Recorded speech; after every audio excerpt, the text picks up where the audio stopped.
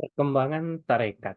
Jadi cikal bakal atau benih dan dasar ajaran tarekat tidak lepas dan tidak dapat dipungkiri telah ada sejak zaman Nabi Muhammad SAW.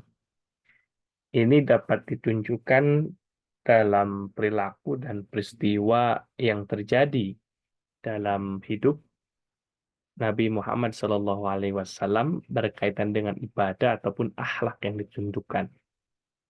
Tentu tidak lepas bahwasanya cikal bakal ini didasarkan pada Al-Quran dan hadis dan diteruskan pengamalannya oleh Khulafaur Rasyidin, para sahabat, ahlus sufah, salafus salih, zaman tabi'in, sampai dengan zaman mutaakhirin.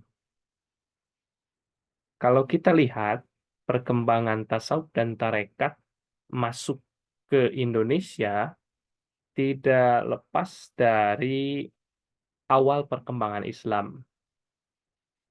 Karena memang aliran lembaga tarekat yang masuk ke Indonesia itu memuncaknya itu dengan adanya atau pengaruh dari gerakan tasawuf secara internasional seperti tarekat Khalwatiyah, Syatariyah, Saziliyah, Qadiriyah, Rifaiyah, Idrisiyah, Naqsabandiyah, dan Tijaniyah.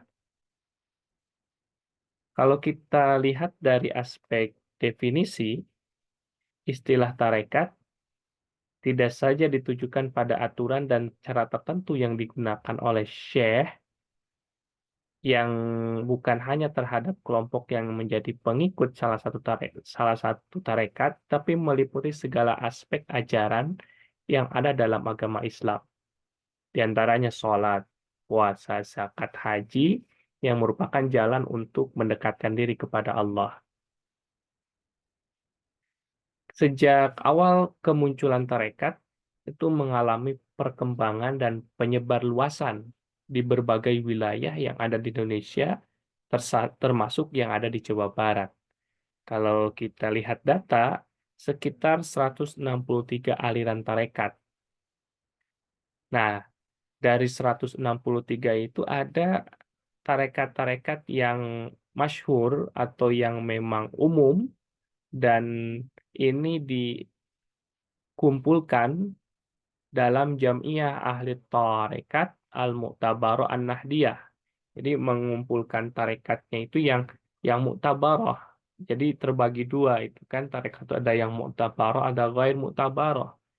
Nah, maksud dari yang muktabarah itu yang sanadnya bersambung kepada Rasulullah. Sedangkan tarekat ghair muktabarah itu yang tidak memiliki sanad sampai kepada Rasulullah.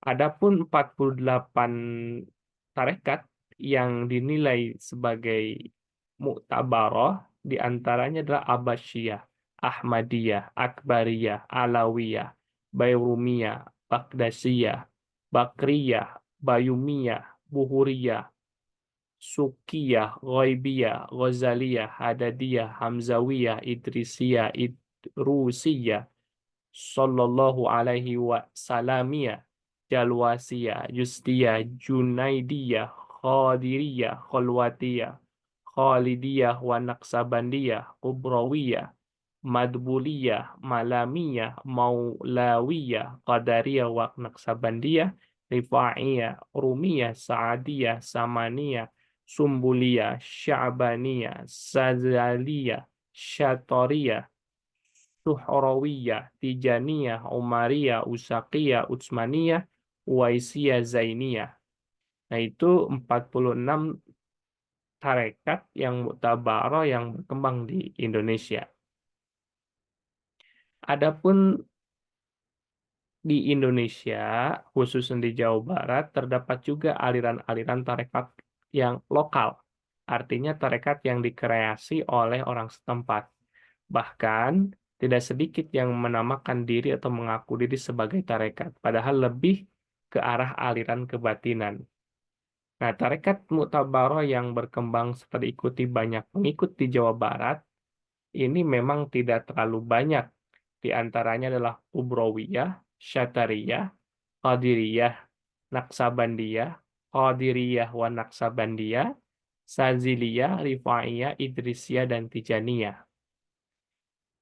Dalam sejarahnya, kita lihat babat-babat tentang Syarif Hidayatullah diceritakan bahwa sebelum pulang ke tanah Jawa, ia telah mendalami akidah, syariah, dan tasawuf dengan tarekatnya. Maka Syarif Hidayatullah menganut aliran tarekat Kubrowiyah, yakni tarekat yang dihubungkan dengan nama Najmuddin Al-Kubro. Syarif Hidayatullah pun berguru tarekat kepada Ibnu Athaillah Al-Sakandari Az-Zazili di Madinah. Selain itu, Syarif Hidayatullah pun belajar tarekat Syatariyah, Qadariyah, dan Naksabandiyah.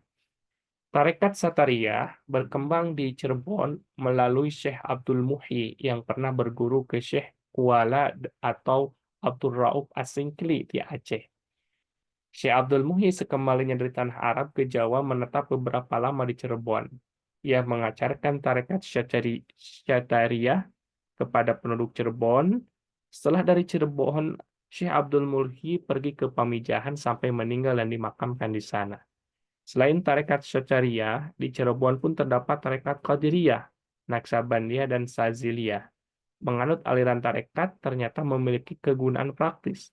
Tarekat dianggap sebagai sumber kekuatan spiritual sekaligus melegitimasi dan mengukuhkan posisi raja.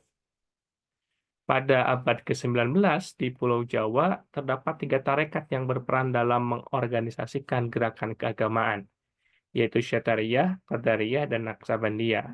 Ketiga aliran sufi ini muncul sebagai penentu gerakan Islam di daerah-daerah tertentu di Pulau Jawa. Tarekat Syatariyah yang dikembangkan oleh Syekh Abdul Syattar di India mulai menyebar di Aceh, dibawa oleh Abdurrahman As-Singkal pada abad ke-17. Kemudian di Jawa disiarkan oleh muridnya bernama Syekh Abdul Muhyi di wilayah Priengangan, tepatnya di daerah Pamijahan, Tasikmalaya. Dan di Pamijahan ini banyak diziarahi oleh para peziarah, dan hari ini memang salah satu pusat tarekat Qadiriyah di Priangan Timur.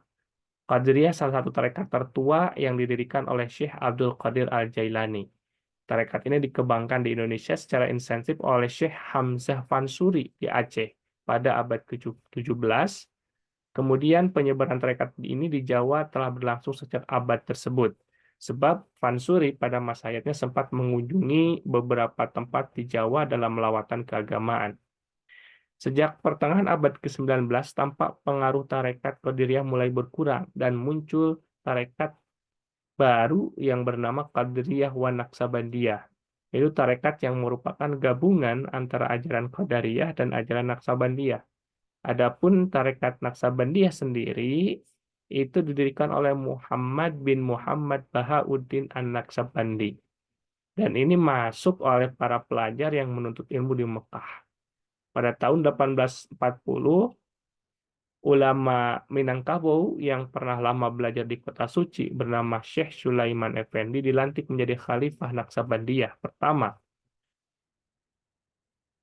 untuk wilayah Nusantara dan merupakan ordo Sufisme yang paling banyak pengikutnya di Jawa pada abad ke-19.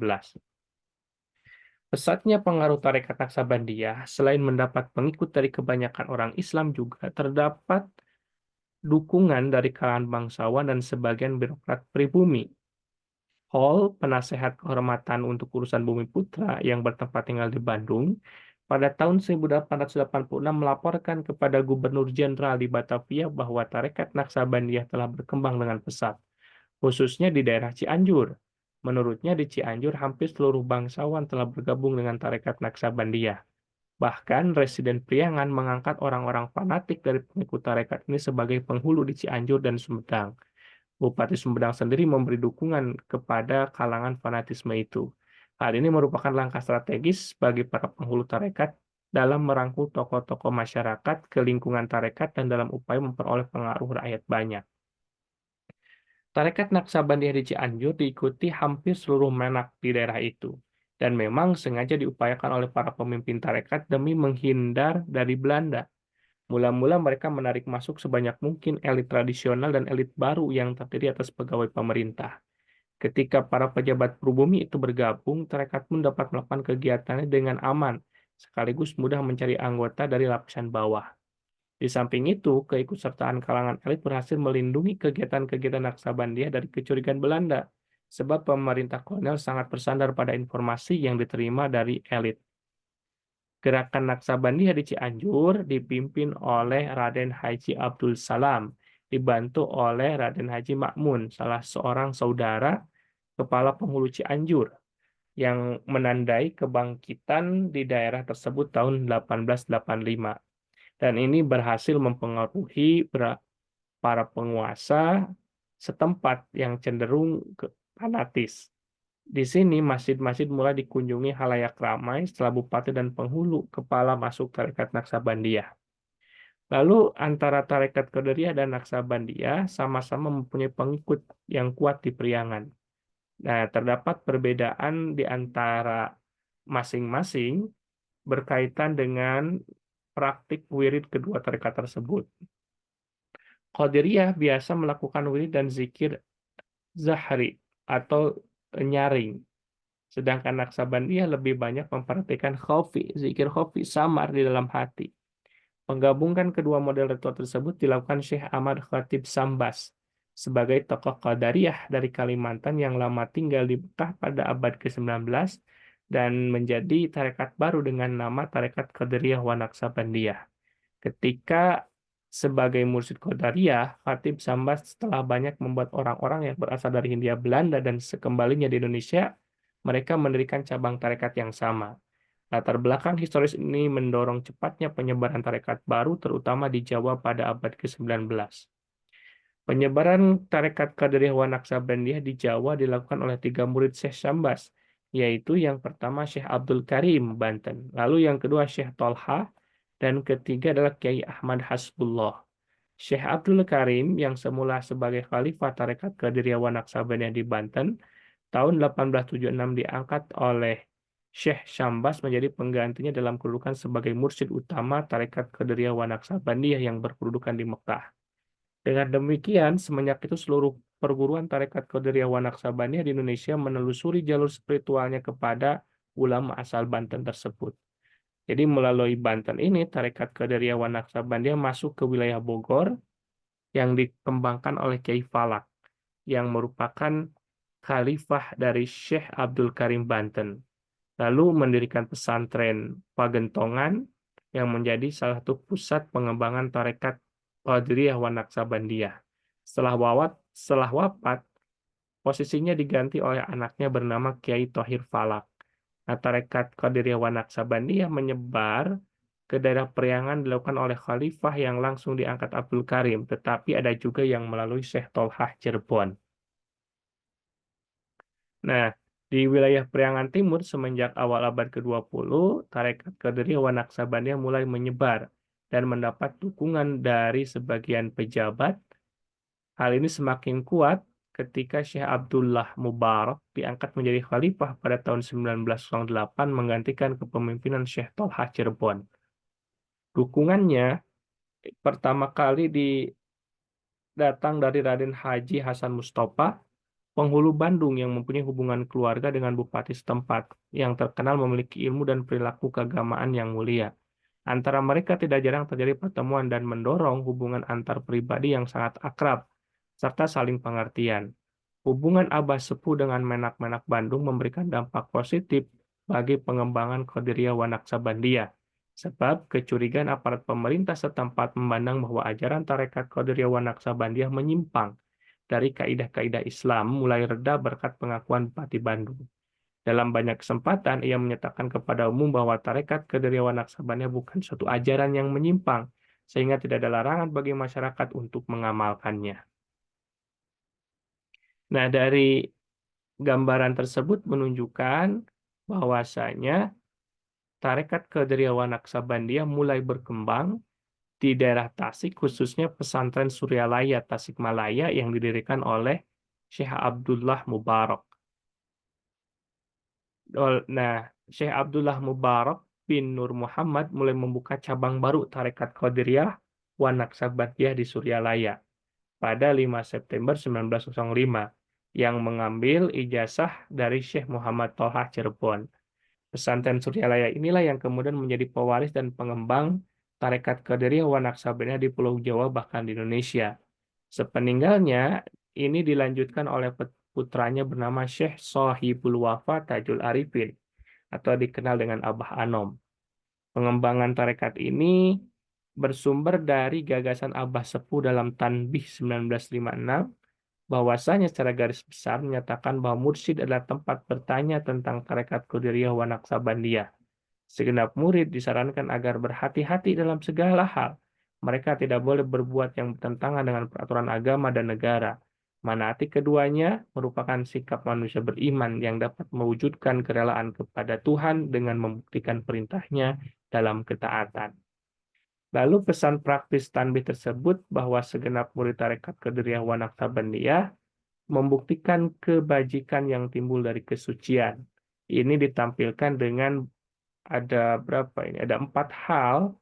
Yang pertama, menghormati orang yang dipandang lebih tinggi derajatnya, baik lahir maupun batin, dengan hidup rukun dan saling menghargai. Kedua adalah rendah hati dan bergotong royong terhadap sesama yang sederajat.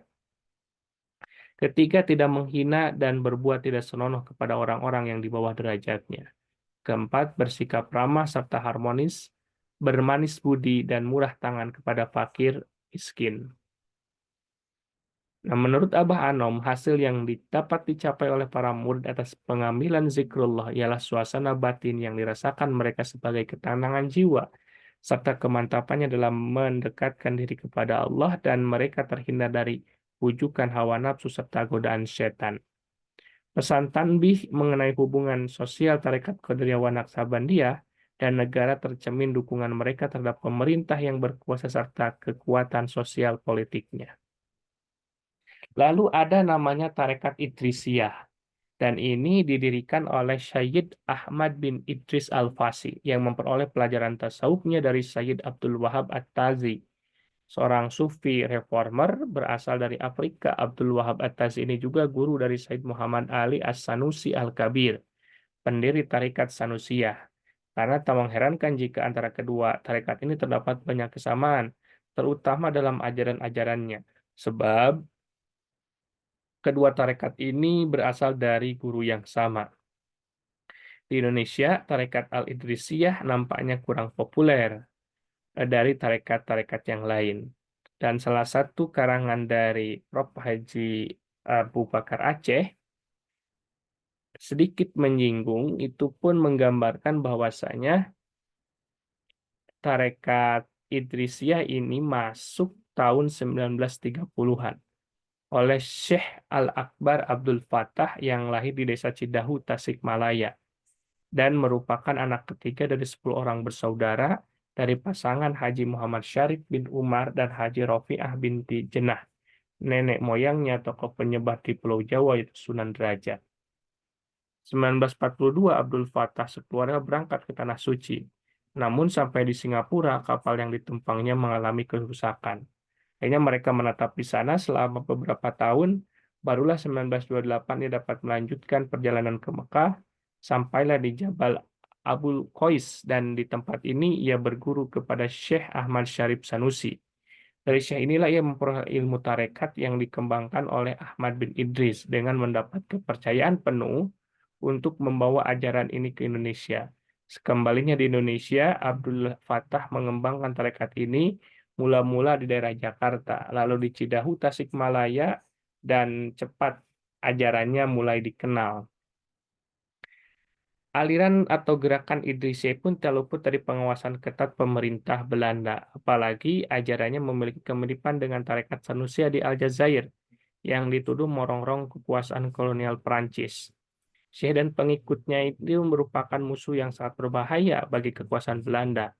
Dan inilah yang dijaga dari kolonial Belanda. Tetapi pada masa pendudukan Jepang, eh, Tarekat Al-Idrisiyah melancarkan sikap non-kooperatif dengan Jepang. Akibatnya, pemimpin Abdul Fattah harus mendekam tahanan Jepang selama 10 bulan.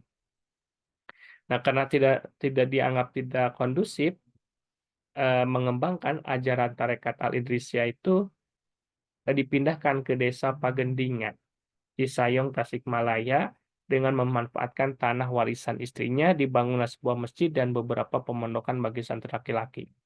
Ketika meletusnya pemberontakan DITII, para anggota tarekat ini terlibat aktif dalam usaha penumpasan pemberontakan tersebut. Kemudian tahun 1969, nama pesantren Pagendingan diubah menjadi Pesantren Fathiyah, nama yang dihubungkan dengan Syekh Al-Akbar Abdul Fattah, sang pembawa tarekat Al-Idrisiyah ke Indonesia. Hingga sekarang, pesantren Fathiyah ini merupakan pusat pengembangan ajaran tarekat Al-Idrisiyah di bawah pimpinan Syekh Al-Akbar Muhammad Dahlan, putra Syekh Al-Akbar Abdul Fattah. Nah, salah satu hal yang menunjukkan karakteristiknya adalah menekankan pentingnya reformasi agama melalui pendekatan fundamentalisme spiritual yang ditempuh oleh Ibnu Idris yang semua dimaksud untuk mengcounter karangan kaum Wahabi terhadap dirinya sebagai seorang sufi. Tetapi ia menggunakan cara seperti untuk berkompromi dengan mereka melalui pemurnian diri dan pembangunan rasa tawakal kepada Tuhan yang dijalankan dalam tradisi sufi klasik. Lalu lebih memfokuskan kepada pemahaman esoterik yang tepatnya atas Al-Quran dan hadis sebelum memperdalam interpretasi esoterik dan juga mengantisipasi tuntutan yang terus berkembang di zaman modern untuk melakukan ijtihad. Nah, itu berkaitan dengan tarekat Idrisiyah. Selanjutnya adalah gerakan tarekat Tijaniyah. Ini berkembang melalui dua jalur. Ada pertama Syekh Ali bin Abdullah At-Thayyib, dan kedua itu pengajaran tarekat Tijaniyah di pesantren Buntet Cirebon. Datang ke Indonesia awal abad ke-20, merupakan tempat pertama yang diketahui adalah gerakan Tijaniyah. Nah, perkembangan tarekat Tijaniyah di Cirebon mulainya berpusat di pesantren Buntet di Desa Martapada Kulon oleh 5 bersaudara, yaitu Kiai Haji Abbas sebagai saudara tertua yang menjabat sebagai ketua yayasan dan sesepuh pesantren. Lalu Kiai Haji Anas sebagai adik kandungnya. Atas perintah Kiai Haji Abbas 1924, Anas pergi ke Tanah Suci untuk mengambil talqin tarekat Tijaniyah dan bermukim di sana selama 3 tahun. Pada bulan Muharram 1346 atau tahun 1927, kembalilah ke Cirebon. Kemudian atas izin kakaknya pun Kiai Haji Anas menjadi guru tarekat Tijaniyah yang merintis dan memperkenalkan tarekat Tijaniyah di Cirebon dan mengambil talqin dari Syekh Al-Fahshim di Madinah yang semula menganut tarekat Syatariyah. Setelah berkunjung ke Madinah, berpulang kepada tarekat Tijaniyah yang mendapat talqin dari Syekh Ali bin Abdullah At-Tayyib yang juga mendapat talqin dari Syekh Al-Fahshim di Madinah. Ketika Muktamar Nahdlatul Ulama ketiga tahun 1908 di Surabaya memutuskan tarekat Tijaniyah adalah muktabar dan sah. Diperkuat lagi di Muktamar keempat tahun 1931 yang memutuskan bahwasanya Tijaniyah adalah muktabaroh. Ditinjau dari keputusan NU, maka tarekat Tijaniyah ini sudah ada di Indonesia sebelum tahun 1928.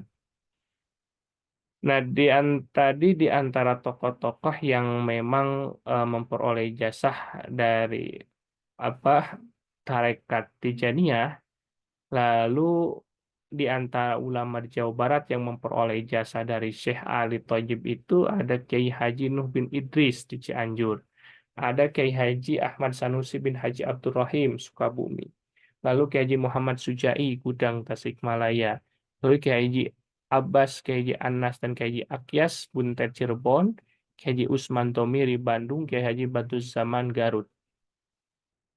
Ketika tarekat Tijaniyah ini dibawa oleh Kiai Haji Badiuzzamán di Garut, menampilkan gerakan sebagaimana dicontohkan pendiri tarekat ini, Syekh Ahmad At-Tijani, yang merupakan tokoh sufi dari Afrika Utara, yang berfungsi sebagai wahana reformasi massa daripada wahana pemusatan loyalitas spiritual dan inspirasi bagi masyarakat.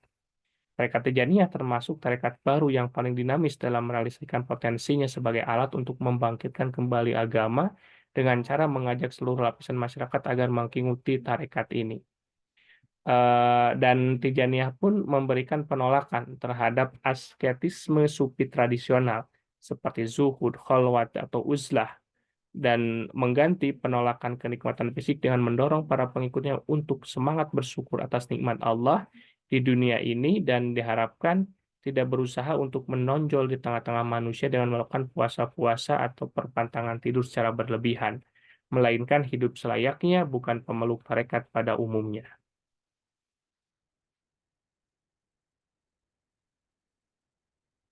Jadi, proses penyadaran keagamaan masyarakat dilakukan dengan diawali melalui metode tarekat. Dan ini alasannya bahwa upaya pengembangan bidang syariat, khususnya praktik ibadah, dipandang sulit. Misalnya orang tidak dapat istiqomah melakukan ibadah sholat atau bahkan masih mengabaikannya. Mereka telah mengikuti tarekat ini timbul kesadaran kuat untuk mengamalkan ibadah. Oleh karena itu tidak heran bila banyak kaum muda dan orang yang masih pemula dalam berislam mengikuti tarekat. Sufisme di Priangan dalam gerakan tarekat yang diwakili oleh kaum Godebag, TKN Suryalaya, kaum Marai, tarekat Idrisiyah, dan kaum Tijani, tarekat Tijaniyah berperan meningkatkan dan memperbaiki keagamaan masyarakat setempat. Dan gerakan keagamaan kaum tarekat dapat berkembang atas usaha para guru setiap tarekat yang melakukan interpretasi serta modifikasi terhadap metode para sufi sebelum mereka sehingga tarekat dapat disesuaikan dengan perkembangan zaman serta perubahan tingkat kebutuhan spiritualitas masyarakat.